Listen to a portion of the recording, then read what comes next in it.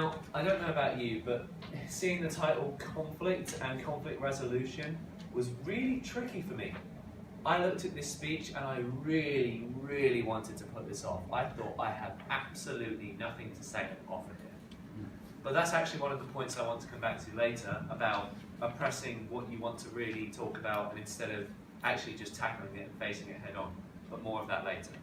So, welcome fellow Toastmasters and welcome guests. Today I'm going to be talking about conflict resolution and talk about it initially through the only way I think I can, and that's through narrative storytelling. Now, I go to university and we were taught by a wonderful lecturer called Goran Stepanovsky, and one of his main things was talking about conflict driving your narrative.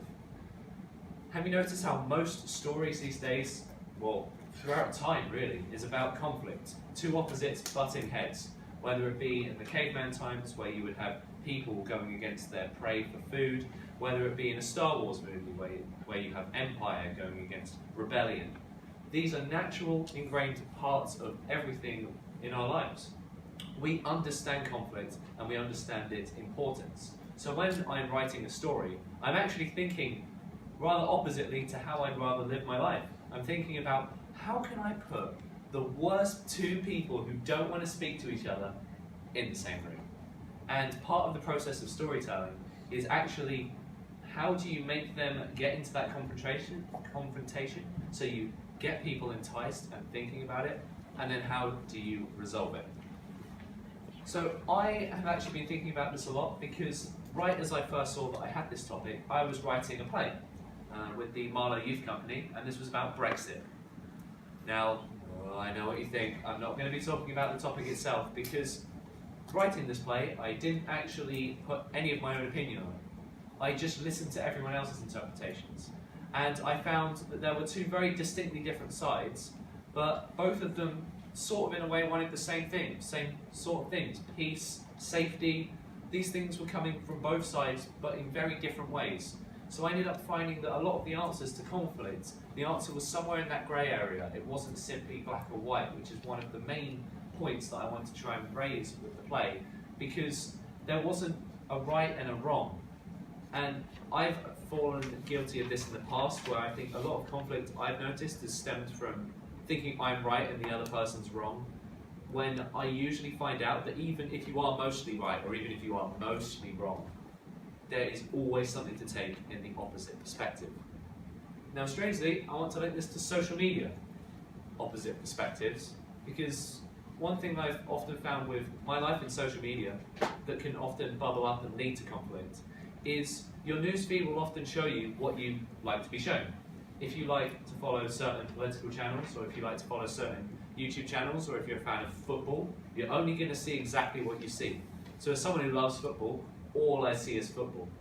But you never see the opposite side of it. So if you're a certain fan of a political party, you're going to see content that's going to support and uphold your opinions, but you won't see the opposite side of it, because your feed sees exactly what you're listening to, and it's like, oh, this person listens to this quite often, I'm going to show them more of this thing.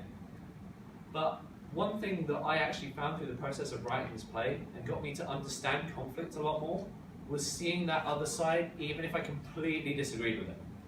Because it allowed me to make a more informed opinion for myself, and it allowed me to reach quite a balanced conclusion and have an opinion that I actually felt stronger in.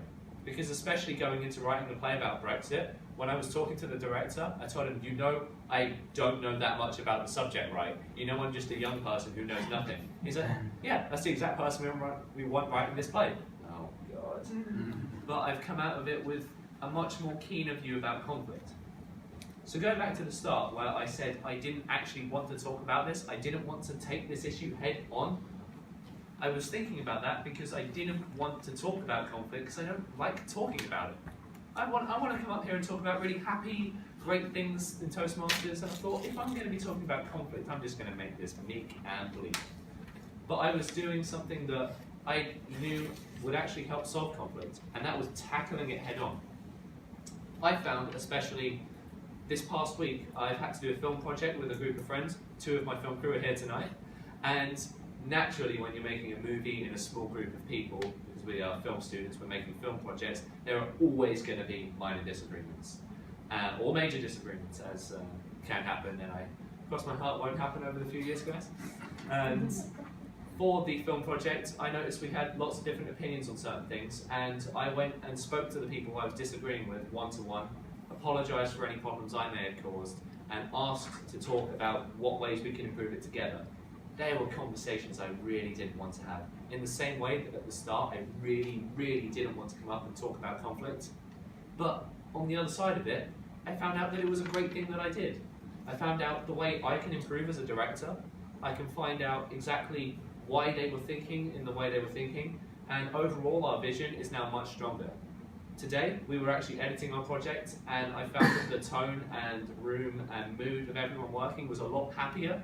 Once I'd gone to, or people had come to me especially, I noticed people actually coming and talking to me about ways I can improve. I thought, yeah, you should have come and talked to me head on. Because there were times when people came to me and they were like, do you feel bad that I came and talked to you about problems that you've had with the filmmaking? And initially I was like, oh, I don't want to hear the bad things I'm doing. But because we all tackled it head on, I think as a group, we've come together and are creating an actually much better project. So to conclude, really, conflict is a part of us and shouldn't be something we struggle with and try to diffuse and destroy.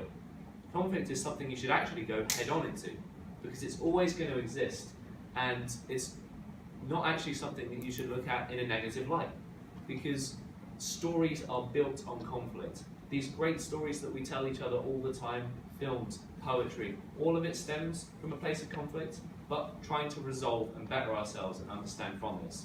It's not a bad thing. And so hopefully today, I actually managed to turn this weird topic that I thought would be kind of negative into something that might make you smile. Who knows? But thank you for listening to my speech, and I encourage you to think of conflict in a positive light. Thank you.